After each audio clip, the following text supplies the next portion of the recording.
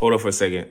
What's up, YouTube family? I would like you guys to make sure you like and subscribe to our video. It would help us get into the algorithms so we could be seen and bring more engaging content to you guys. So, like I said, like and subscribe to our YouTube channel. Appreciate it.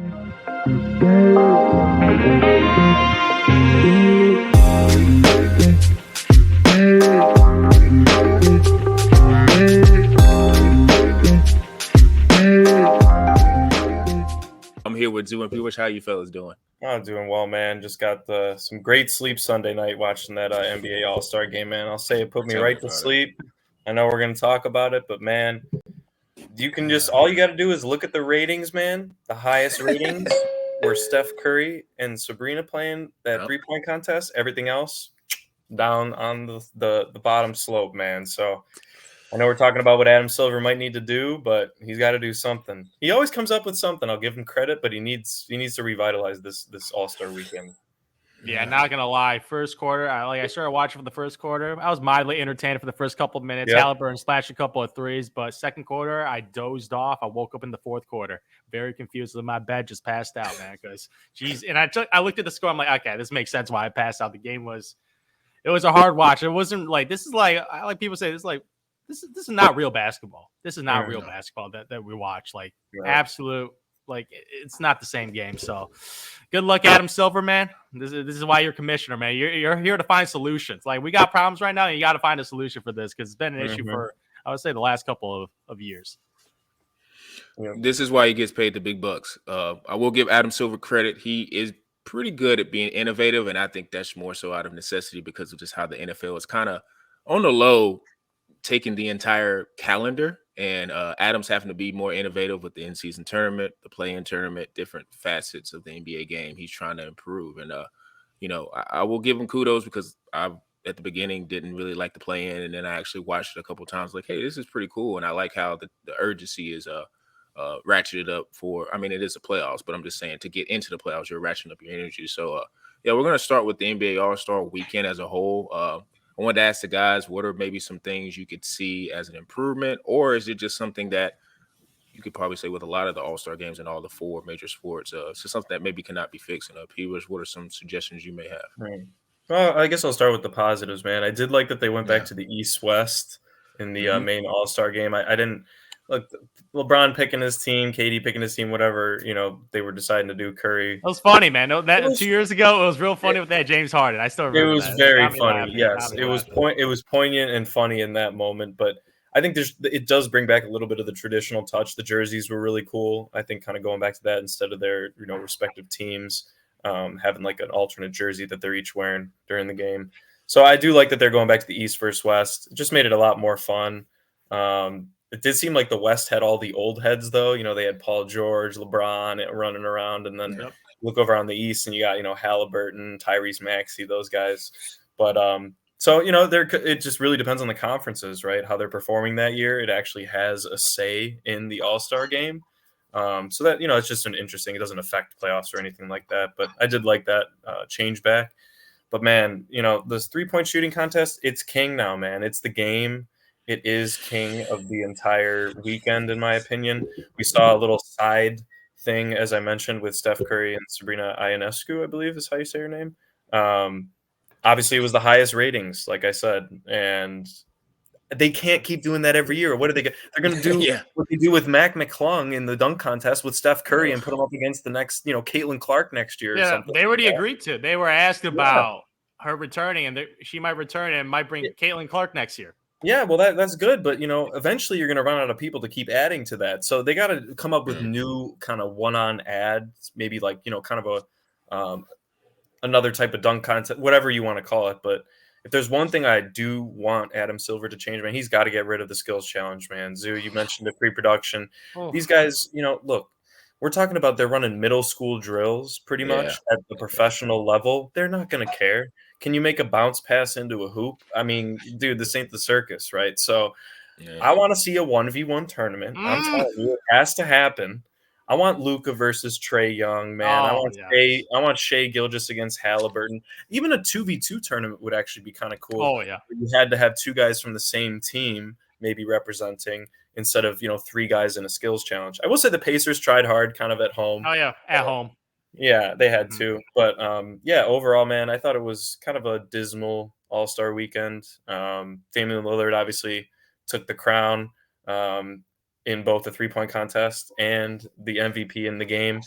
But quietly, Karl Anthony Towns was trying hard, man. He dropped 50 in the game. The West wins that game. Karl Anthony Towns is winning that Kobe Bryant award, man, which is just ridiculous.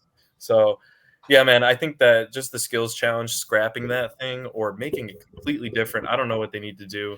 They'll never change a celebrity game. It just brings big names around. And they'll never change a 3-point dunk contest. They're staples. They can change all the rules that they want to in the All-Star game to try and make it more competitive. But I think they just have to come up with another gameplay event on Saturday. And I think that's just replacing the skills challenge with a 1v1 or a 2v2. It'd be awesome to watch some of these guys play as if they're after practice running 1v1s. So, yeah, I absolutely agree, man. Like the skills challenge, I remember years ago when it was just one guy out there going through the drills. And I remember my boy D Rose winning it. And it was actually somewhat competitive. I kind of liked it. I kind of like he ended with a dunk. They're actually trying. Like you actually saw guys trying to go full speed, trying to it was competitive because they had superstars in it. They had Chris Paul and Dwayne Wade, Derrick Rose, like Steve Nash. Like this is back in the day. Like and they were actually trying. And I see this, and I love Ant-Man, but man, when that guy started shooting left-handed, I'm like, and it was like ugly too. If you saw the form, it was an ugly left hand. It was like, oh, he actually looked he looked awful. Like I think it was off the back, like that was embarrassing. That's just right up embarrassing. My dude, Scotty Barnes, this guy in the All-Star turn, like I believe he was also in the skills tournament a couple of years back when he couldn't make a floater. I don't know if you remember that. I don't. He had like these point blank buddies, and he kept missing like little teardrop. Like, dude, I remember Scotty Barnes. He, I don't know. This guy, not gonna lie, he kind of a choke artist, man. When the lights get bright, man, he starts to get a little nervous, and he starts missing like bunnies, and he just looks not good at all. Even though he's a pretty good basketball player, but when it's All-Star stage, man, his skills start to deteriorate. Like dribbling off your foot, like it's middle school basketball practice. It is embarrassing. It is absolute embarrassing. Like Scotty Buddy's like laughing, goofing. Man, this is an embarrassment. This is the skills challenge. Not gonna lie. Like he looked like Thanasis out there, man. I still remember when Thanasis. Oh man, I remember that. The Antetokounmpo brothers as like a trio was consistently in the All-Star game, and you see Thanasis shoot jump shots. I'm like, Jesus Christ, this guy got it's pretty bad. Dude, like his brother, like he ain't called Thanasis, he's Giannis's brother, man, because that's all he is. Because Giannis's brother got this guy full-time Milwaukee Bucks employment for the rest of his career because he's his guy. You know what he became? He was what LeVar Ball was hoping LiAngelo Ball was going to be, man. Oh, yeah. If Lonzo Ball turned out to be freaking Jason Kidd or whatever, like maybe even Tyrese Halliburton, like he might have been able to get his brother a spot. Like that's what happens because Jesus Christ, like that guy is one of the worst basketball players I've ever seen. And not gonna lie, that skills challenge has been abysmal for years. For years. Like it just makes the basketball players look unskilled. Like I see people bricking, like missing layups, missing floaters, missing open threes, missing free throw jump shots. I remember Tyrese Maxey one time like choked at the just shooting jump shots. I'm like, what is going on? This skills challenge is just so embarrassing. And I know you mentioned the 1-on-1 or a 2-on-2 or even a 3-on-3 like type thing. And I just feel like, why hasn't this been done? And I feel like the NBA players are just too prideful and don't want to get embarrassed. Embarrassed on the stage. That's why it'll never happen, unfortunately. Imagine like you play Kyrie Irving and that dude crosses you over, you're on the floor, and then he just like lays it down on you. I just feel like I know these guys are defense. Exactly. Like they don't want to get embarrassed. I think that's the biggest reason. They don't want to get embarrassed. And with social media now, if you get destroyed like that, you're gonna get clowned down for probably the rest of your life. You're gonna get Brandon Knighted, you know? Exactly. Imagine if you get like posterized by like my Ant-Man just like posterized. So I'm like, man, they don't want none of the smoke, which I'm kind of sad because like this would be an event that everybody would want to see. I would watch that. And we already saw a little preview. This is years ago back in the Olympics when people were running one-on-one after practice, and you see like King of the Hill style. I remember Paul George, Kevin Durant, Devin Booker, all the top elite guys, and people were watching that video. I'm like, this is awesome because you see people's go-to moves, what moves they like, and just elite skill basketball, and that's all we want to see. We want to see stars compete against stars and actually trying and seeing like who's got that skill set. Be like, I'm that guy, and I feel like this is the pride of the NBA guys that like won't allow this to happen, and like too cool to school, like not trying the All-Star game, like all that stuff. I'm just very annoyed because they always like, oh, I don't know what we can do. I'm like, you're in the freaking All-Star game. Yo, shut up. What do you mean? Like, I don't know what to do. You're playing the game, man. Yeah. And I love my boy Luka, but that guy shot a ball from the other side of the court. And I'm like, yo, that's like me accidentally pressing the wrong button in NBA 2K, man. That's pretty much what happened. I'm like, what is going on? Like, it's an absolute joke. By the rim. Yeah. He tried to go for a dunk. Like, it's an absolute joke. Like, Luka Doncic, here's the easy bet for you guys. Every year, man, Luka under on points because the dude does not try. He does not try in the All-Star game. He's gotten like 7 points like every single year. Like him, and I love my boy Jokic. He does not try either. He does not try either. So like, he doesn't care. They don't care. They don't care because like one thing they did say is like, why would I try on offense if nobody's trying on defense? I remember I believe that Lucas said that. So I'm like, oh, interesting. Yeah, it's true. Like that is true. Like why are you trying on offense? Yeah. Oh, can't want that trophy. Can't want that trophy. So I'm like, that trophy bad. Yeah. So I'm like, that All-Star game, like giving up 200 points, 0 defense. Like they're gonna definitely try to find a solution, and I think the solution has to be an incentive. It has to be a real incentive. Yeah, there's got to be something. There's like one exactly one. My first thought is money because the play-in tournament incentive was money, and it kind of worked the first year. Like everyone was trying a little harder in these in the mid-season tournament games. So money comes up in mind, and then second one is you get home court advantage in the finals. In the conference. Like the MLB rule. Yeah. Exactly. Copy the MLB rule, and then you're going to put in the guys, pretty much you're going to put in the guys that have a legitimate chance of making the NBA finals because those guys at the end of games are the most incentivized of winning the game if they have a realistic option. So putting your best guys in the fourth quarter and try to win this thing. So I think those are potential solutions to fix it. But yeah, Adam Silver, man, this is why you get to pay the big bucks. So try to fix this situation. Try to fix it. I never thought Zoo would propose an MLB change into the NBA, man. I never thought I'd hear that. It's growth. This is growth right here, ladies and gentlemen. This is honestly life growth for Zoo. I will say with the MLB type style with using the finals as an incentive, like home court advantage, that'll work until the team that didn't win or a side that didn't win ends up getting into the finals and they feel like, say a call happens in a game 6 and they're the team that got the, I guess, whatever advantage. And then a call happens in game 6, the team feels like it was suspect. And then now, because they didn't have home court advantage, they got to go on the road and they lose that game 7, even though it won't really be any truth or merit to it. They're going to use that as a crux. Yeah, like, well, the All-Star game, they're going to be like, listen, man, we this game we don't care about. We're terminating the final. It's going to be a huge talking point. And I don't know if Adam Silver would do that, even though I think that would probably be the closest way to get people to play competitive. The East and West, I think, was a huge thing because of just like it's naturally been that way, and I like it. Someone that brought up the point, because I don't want to take credit for it, but international versus America, because I think you would really get a super, super competitive side. Competitive game with America because I think they would have the chance to be embarrassed by the international squad if that would happen. So I think even if the international squad didn't play hard, they could still beat the American squad right now constructed pretty well. I think that would make America play better. Jokic, Embiid, Luka, Wemby. Yeah. I mean, they could embarrass them if they didn't play. Like they could play their B- game and embarrass the American squad. And I think that would incentivize the American squad to play hard because, as much as they would probably be like, they don't care. It would feel a way if like the international squad, since this is an American game, came in and like beat you. That would be a problem. Olympic vibe. Yeah. But I almost wonder too, and I've kind of had this thought process over the last maybe 2 or 3 years. Is this All-Star game for us? And this is why I say that. I was at, this was last year. Not so much this year, because this year I was kind of in and out watching the game. Because, like I said, it wasn't really anything interesting going on in the skills challenge and the All-Star game. it is what it is. But I noticed this last year. I kind of wonder, is it an age gap thing? Like, not saying we're like 40, 50 and we were raised watching 80s and 70s basketball, but interesting. I remember specifically being at a house last year, and there were a couple teenage dudes there, and there were like a bunch of kids running around.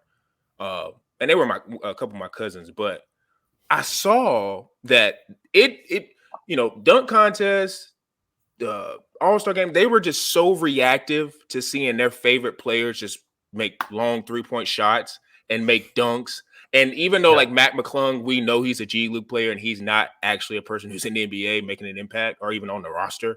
But they knew him from like high school dunks, mixtapes, things of that nature. So they were more familiar with him. I wonder if it's just now, and this is just kind of an overall point with all the All-Star games. Like you see how the NFL just went to kind of more of a skills thing and like Pro Bowl and playing around like, flag football, whatever. Is it just an age gap thing? I think this game, and maybe Adam Silver thinks this. I don't know. I'm not in his head, but like maybe he thinks this is geared towards younger kids. Because if you do look at the NBA, it's more of a social digital type of sport. So like a lot of the people who are on these apps are kids who are like college age kids that are in high school, kids that are young. They're the ones buying the jersey. I'm not saying adults don't buy jerseys, but like they're the ones buying all the memorabilia. They're into that stuff. And like if you look at any NBA account, I feel like they're the best run account out of all of the like 4 major sports because of just like how you can clip up a dunk or an assist or like any type of steal. Like you can just make that and it looks cooler on social media. I just feel like it's more of a younger trending type of game. So I don't know, like for us and how we're looking at it, yeah, we want more competitive basketball. And I'm pretty sure some savvy 17, 18-year-old kids or kids that are freshmen in high school are probably like, God, these guys are not playing hard. But a lot of these guys are just enamored. And there's girls. So I wanted to say guys, girls too, who are in high school and watching the sports. They just, like you said, there's just being on social media, the amount of attention I saw Dame's shot get in terms of like him making the half court shots. Oh, yeah. It was, because I like to look at comments and see what people were saying. And they were all just like, oh my God. And you could just tell if you just click on their profile, this kid's 13 and Minnesota and he's freaking out on a Karl-Anthony Towns jersey. Like he's just a sicko fan for the Timberwolves. And he's like, he knows he's got to play Dame or the Milwaukee Bucks soon. Yeah. So they're looking at it like the splash plays are really cool. And I think, because this is just my opinion, but most of the people I've seen complaining about the All-Star game have all been people like way older, and they grew up in an era, not saying we didn't grow up in this era, but like they grew up in an era where Michael Jordan and Charles Barkley, they took it serious and they did all this stuff. I think it's just more geared towards the kids. And to me, I can't get mad at an NBA player that's like, well, it's just like Anthony Edwards. Now, I don't agree with Anthony Edwards when he said, oh man, it's All-Star break. We got to be resting. It's like you do have an obligation if you're out there. You got to play. You got to play. That was terrible. But I do think that a lot too with it starting on Thursday, I think with like the media, I think it's a lot of obligations too for the players because this weekend I feel like it's way different than like the NFL weekend and NHL weekend. The NBA All-Star Weekend is a super event. Like it's like basically like a Super Bowl week. Yeah, like, I was about to say it's pretty much like a Super Bowl week. There's Super Bowl when like every media comes into one city and the main attraction. And two, I've always said this, and people don't like to hear, but it's the truth. It's the culture of the NBA. The NBA culture promotes the party, the lifestyle. The guys are not really. To your point, if there was an incentive, like how Zeus said, if there was a massive incentive, because it has to be massive, it can't even be just a nice little inducement. Because all these guys that are an all-star, for the most part, unless you're like a rookie, like you're getting paid pretty well. So like it has to be a massive incentive. And I think with the finals, like how Zeus said, maybe if you use the finals as an incentive, I don't know. I think to me, I would like to see that because you really would get a super competitive game. But then again, depending on the coach that's coming in, like to Drew's point, he's saying like, hey, maybe they'll play the guys that's going to actually be in the playoffs. Like, but what if during, the time before that in the fourth quarter, the people that you got out there playing are not playing as hard and they let a league get so big that once you play the real starters in the fourth quarter or the people that may be in the finals potentially, they can't come back from it. So then it's just like it's altered. So I almost feel like with this game, it's like, I don't think there's really they're in no man's land. Yeah, they're kind of numbers because to a point, the 1v1, that is never happening. The 2v2 is never happening. Nobody wants their ego crushed. They just don't. And as much as the fans want to see it, it's easy for us to say that because we ain't out there getting embarrassed in front of a bunch of people. But if somebody, like you said, Kyrie made a cross, that could really, and people will be like, well, it's just you make a bunch of money, so it doesn't matter. Like, no, these guys have fragile egos. This is just the reality. So if that were to actually happen, and then the next day the residual effects of that, there it's gonna be like probably some phone calls made to Adam Silver, like, man, we're not doing this no more. Like, I'm getting destroyed. Like, there's guys, like, it could be a guy that got crossed and he's in the finals and he's averaging a bunch of points. But as soon as he, like, puts up a photo of, like, look, just had 15 points in the finals, there's going to be a million bots saying, but who cares? You got crossed by Kyrie on All-Star Weekend, dummy. Yeah. Like, they don't want to go through that. They're already going through a bunch of that crap. So, like, I think that the players would not sign off on that. So it's kind of like, to me, I just don't get as worked up as I used to. Like, before, like, like, probably, I want to say, like, 27, like maybe when rest in peace Kobe, but like maybe when he was alive, it was a little bit of competition, and it's like, okay, I like that.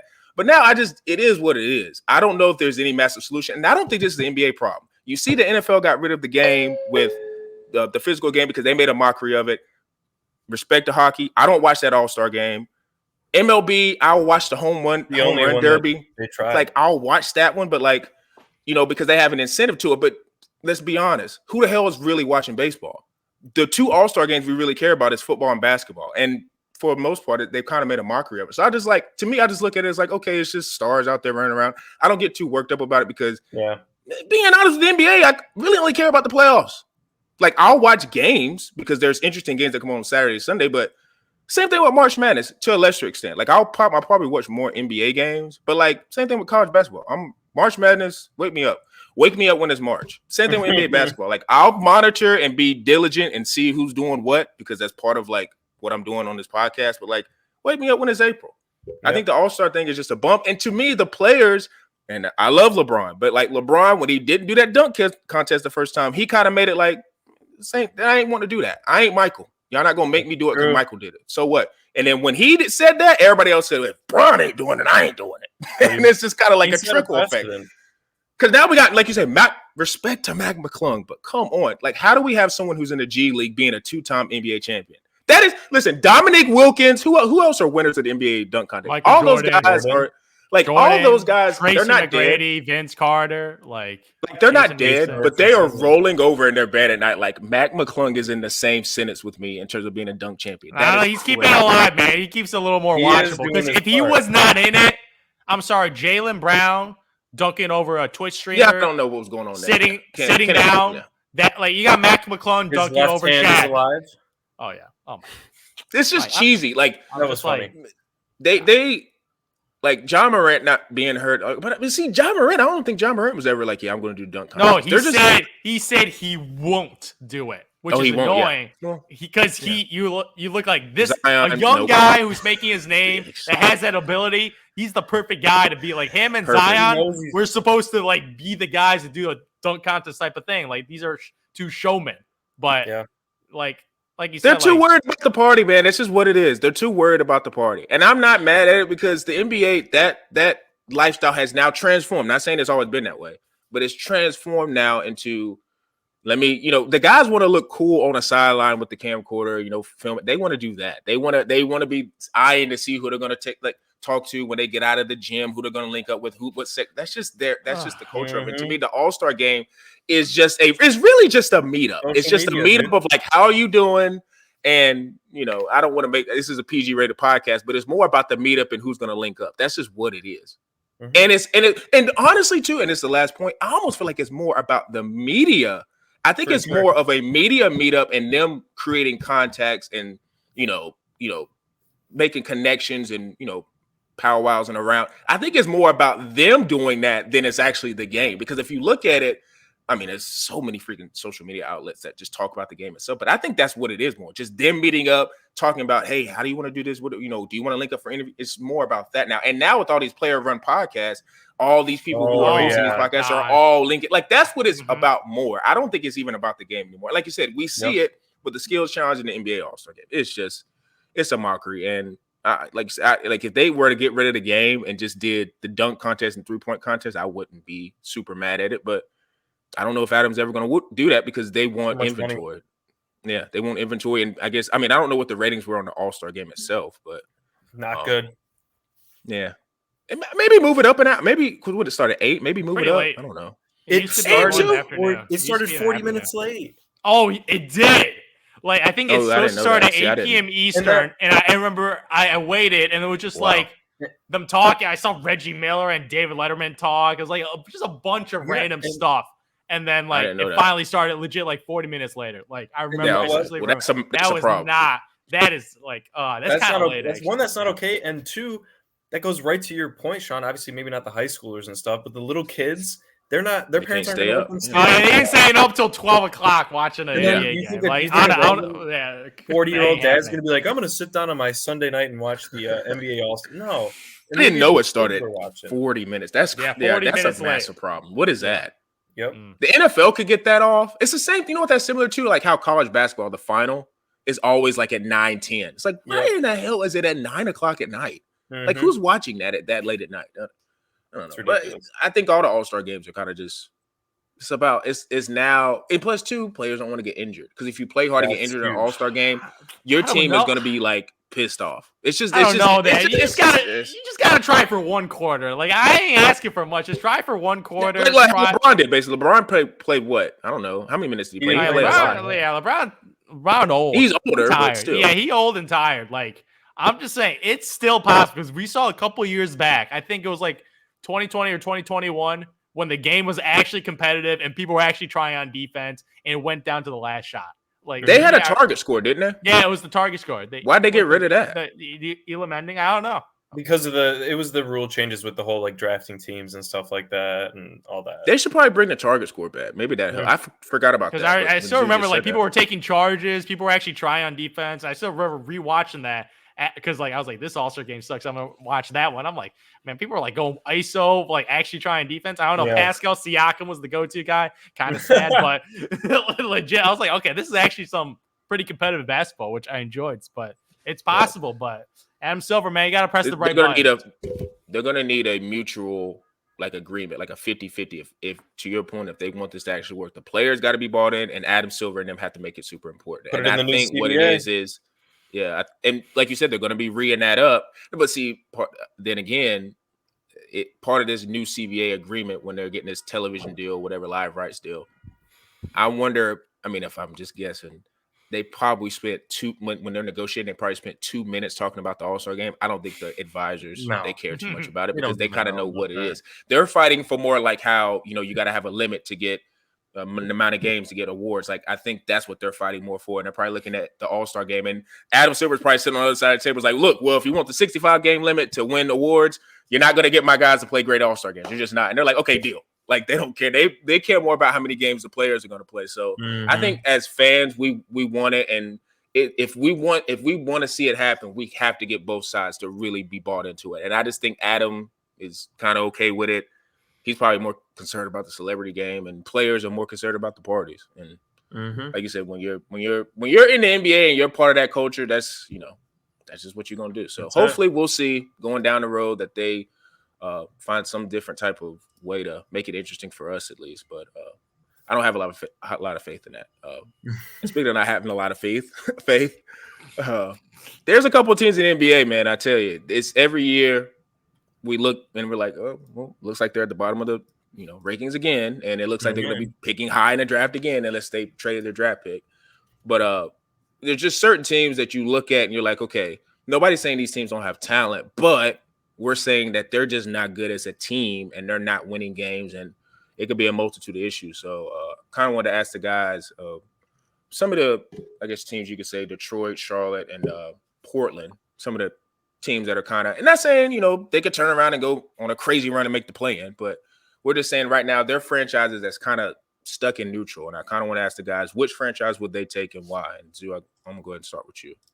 Man, for me, man, these are some sad franchises, man. These are sad franchises. Shout out to Toronto Masai Ujiri for getting it done that 1 year with Kawhi Leonard, but that history of winning is not there either. For me, I'm going to a franchise that historically just has not drafted well. It's like one of the worst drafting. I'm not going to name the team yet. I'm just going to go through their draft history. Okay, let's go. whatever 2020, you know. Killian Hayes with the 7th overall pick. Recently got waived. Massive. Imagine waiving bust. a top 10 pick. That's incredible. Just imagine that. Waiving the top 10 pick. Year before that, Sekou Doumbouya, 15th overall pick. Jesus Christ. Before that, second rounder, whatever. Luke Kennard before that. Luke Kennard, man. Had a lot of good players, but they took Luke Kennard. Before that, Henry Ellenson. You guys remember Henry Ellenson out of Marquette? Marquette. Yeah, it was supposed to be a stretch 4 guy. Didn't really turn out well. The year before that, Stanley Johnson with the 8th overall pick, man. It's supposed to be a two-way wing. Stanley Johnson. Nope. Okay, no. Okay, so before that, no first rounder, and then boom, they had KCP back in 2013. So you had a stretch from 2014 all the way to 2020, just consistently in the lottery and just being completely mediocre for pretty much the entire decade, man. This is the post-Chauncey Billups, Ben Wallace, Rasheed Wallace. These are the Detroit Pistons. They had a rough stretch in that decade, man, with draft picks.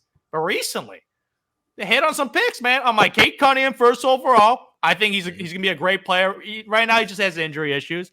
Jaden Ivey, who I really like as a combo guard. Like the coach don't like him for some reason. Not sure why. Monty Williams is a different story. Yeah, but Jaden Ivey is a nice combo guard who can get buckets.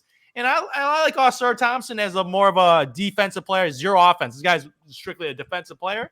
And like, I forgot one more. The center. Remind me of the center. Duren. Yeah, Jalen Duren. I'm a big fan of Jalen Duren as a lob threat, rim protector. This guy's getting 15 and 10, and this dude's like 20 years old with the man's body.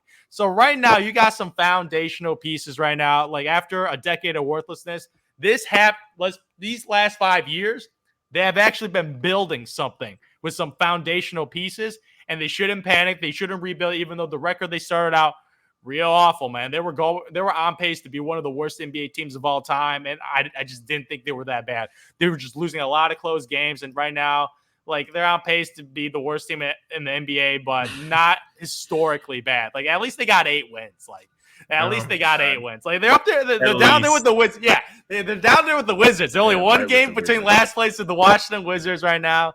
So like the Detroit Pistons, they should have hope because Cade Cunningham, Ivy, and Duren, that's a solid foundation. It's a nice trio. That's a solid young foundation because I think the pieces fit too. They all have specific roles as Cade the playmaker, Ivy the scorer, Duren the rim protector and rim runner. So they have these foundational pieces that just fit in the modern NBA.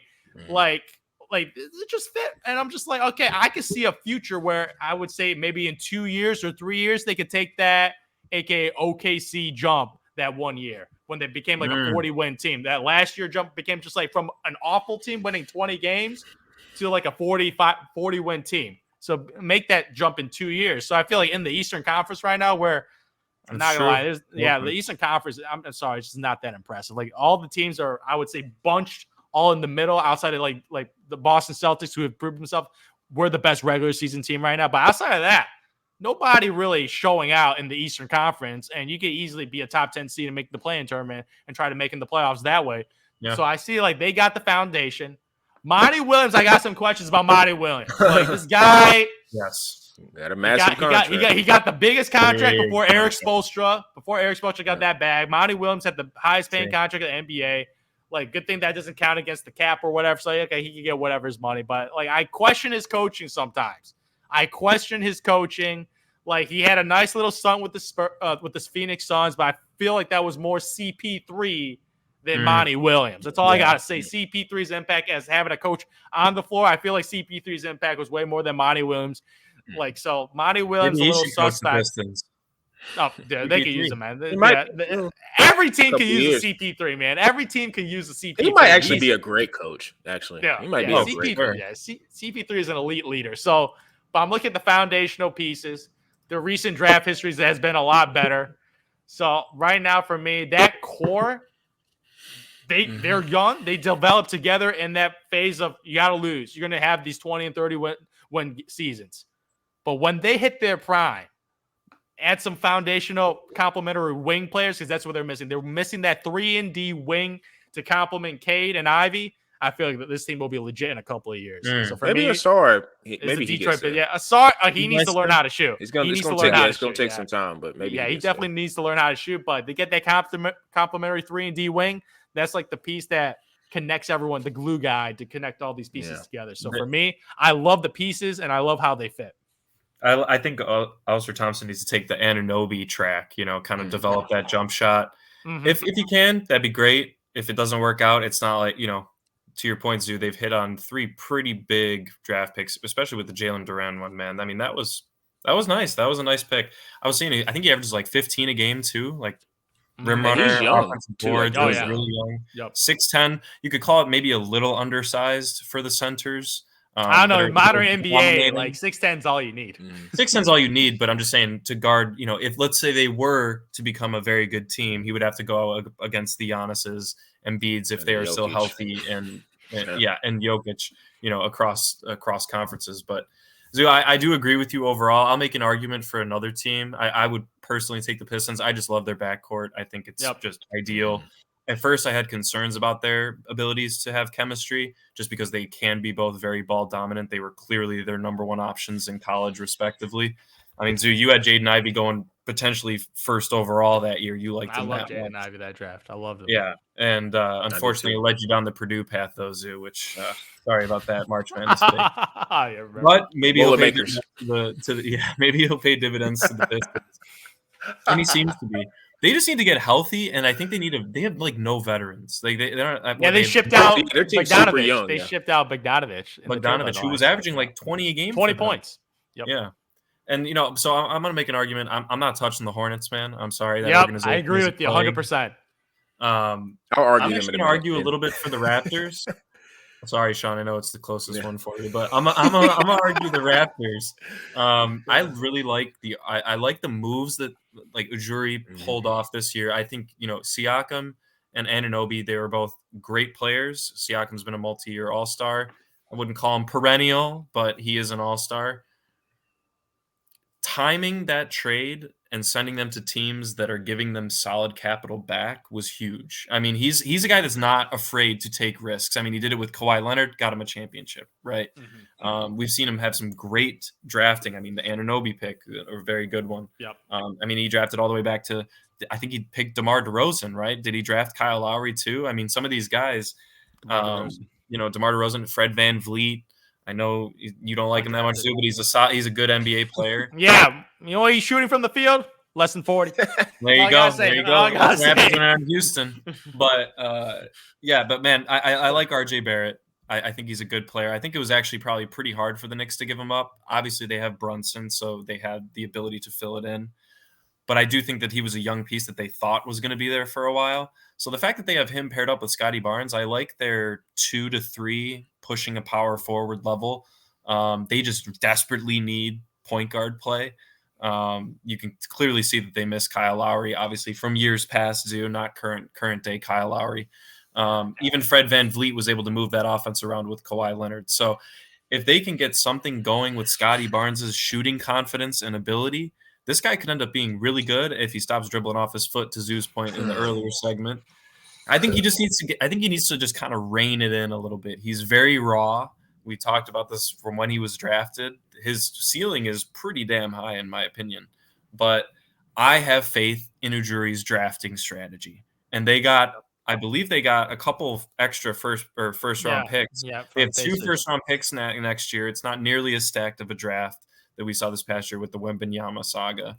But, that they have a lot of capital. And I trust the best ownership group out of all 3, even though the Pistons have made some good draft picks. No, it's by far Toronto's. Yeah. I am taking the track record of Masai Ujiri and the Raptors if I'm not going with the Pistons. I mean, I do think the Pistons have the most talent right now, but I think the Raptors usually have the better vision for an entire team. So I think I'm pretty torn on these two. But I still will lean the Pistons a little way just because they're a bit further along in the process and not fully entering the rebuild as of this year. Gun to my head, I probably would make this a sweep with the Pistons. I have my arguments for the Hornets, but the Pistons, like you said, you got to really, I guess one could argue out of all these guys, like if you say these 3 teams, I guess the top two would probably be Cade and Scotty in terms of like which guys, if you had to just pick one, who would you pick out of those two? So to me, some people would lean Cade, some people would lead Scotty, but those are the two guys. But then, like you say, after that with Toronto, you have some other okay pieces. But like, Duran, however you say it, is going to be a really, really massive piece for them going forward. Ivy, to me, bona fide scorer. I just feel like he maybe needs to get more reps. And Asor, if he can take the necessary leaps to, like you said, OG Anunoby, that track, then they could be a really solid team. Because then after that, you're just adding filler all around. The only thing that maybe concerns me with Detroit is we know how the NBA is in terms of the superstars. And right now, if I'm Cade's agent, I'm like, look, bro, just say the word. We can get you out of here. Like, if he gets on a train where I want to get out of Detroit, because it's like you got Monty that he may not trust, and the roster construction is not as good. Because, like you said, Bogdanovich, he was averaging 20, and he was an adult. So, like you said, there's no adults on that team. So I wonder if Cade starts looking around and is like, I kind of want to get to a new situation. That could kind of crumble that whole Detroit situation. So that's one thing I would be looking, out for. Not saying it's going to happen, but that could technically happen. But I would say the reason why I looked at Charlotte as something that I'm kind of intrigued by is Brandon Miller. He was definitely looked at as the number 2 guy coming into the draft. Yep. Everybody was on Scoot. Everybody was saying Scoot should be the guy drafted over Brandon Miller. It was a lot of, his highlights with G League. Scoot Henderson was going against Wembanyama and going to, pretty much taking it to him in terms of like just being physical and scoring, doing all kind of layups and things of that nature. And people were like, yeah, Scoot's the one. And, Scoot's got time, but we've kind of seen this. It's just in a maturation process. He has to continue to learn how to be a guard in the NBA. But with Brandon Miller, he just has what you need in a forward. He is a scorer. He can get his own shot. Like bringing up his stats right here. 16 points, but the most impressive thing is he's shooting 38% from 3. Like, that's going to work. That's just going to work. Now, with a lot of these players, like, percentages fluctuate. But if he can stay somewhere around there and up that scoring average, because it's kind of pretty much established that he's the number 2 guy, that is an intriguing thing because, like I've always said with this league, and as much as Scoot Henderson got hyped, I mean, for me, I was on that train a little bit because he was just so dynamic. And with this league and how it's set up, dynamic guards are really fun to just cover and get behind because it's like you just like that. Like a Russell Westbrook type of guard. We just like those type of people. We like seeing those type of players play. But this league is a wing league. It's a 6'8", 6'9", 6'10", 6'7" league. It's been proven over and over and over. And when you got guys, even though in this league it's a whole lot easier to score, trust me, it's been proven. But with a guy like Brandon Miller, man, his ability right now as a rookie to score at that pace, I like it. And, LaMelo, everybody's, it's kind of like how LeBron, you're either in a LaMelo camp or you're not. And LaMelo, part of his bugaboo has been he's been hurt. But when he's on the floor and when he's playing, he's the perfect setup guy for a guy like Brandon Miller because of his ability to pass. I think his wherewithal in terms of knowing how to put the ball, in different pockets for Brandon to get, catch and shoot. Like I said, Brandon Miller has a really quick release. That could be a really nice dynamic duo. Man, the elephant in the room, man, Miles Bridges is a dog. He's a dog. Don't care. I mean, off the court, I don't know. Off the court, you got a knucklehead. I can't defend it, and I'm not here trying to defend it. But he is a dog on the court. He can ball. Good. So, like, I wonder what his contract situation is going to be going forward because NBA teams can say whatever they want. They don't, and this is the ugly truth, and this is just sports as a whole. This is not an NBA problem. This is just sports as a whole. If you can play, they will make room for you. So I wonder if with future assets, because I don't think they have a draft pick this year, but maybe the next 2 years they do. Maybe something to where they sign Miles, and they might be able to get Miles because of his off the court transgressions. Might be able to get him at a lighter deal discount, to where like a manageable contract to where maybe you can attach a pick, Miles Bridges, and maybe bring in another disgruntled star, and you're able to maybe form a nice big three. Because I'm looking at just them as a whole. Like who I really liked was Trey Mann they got from OKC. Yes. He was one of those guys that were buried on the bench because it's so many guards and wings that are in OKC. You're not going to get to play there. You're just not. And I mean, I was just looking at some of his highlights early, like kind of like before he got to Charlotte. And I was like, this is a nice little two-way guard, not two-way guard, but like a nice scoring guard. And Mark Williams, Nick Richards, they're serviceable bigs. I don't really know what, because coming out, Mark Williams out of Duke had a lot of potential because they said he could shoot the three, and he was kind of like a at least defensive force. I don't know what's been going on with him. Yeah. But if they can get something out of him, because to me, for the big guy, unless you're Jokic, Giannis, Embiid, like I just need you rim running and protecting. Yeah, rim runner. If you can do that at a high level, that's all I really care. Andre Drummond, And just stay healthy. Yeah, get your rebounds. I mean, Drum is a different type. Rebounding guy, man. He's a rebounding guy, man. I love Drum. He's a Hall of Fame rebounder, but yeah, like if you just can do that at a serviceable level and stay healthy, you're gonna get your bag and you'll be fine. Kind of like Clint Capella, basically, if you can do that. Mm-hmm. But I'm interested in Brandon Miller and LaMelo, just those two as a whole, because like comparing them to Detroit, I mean, Cade I would take over LaMelo and Brandon Miller.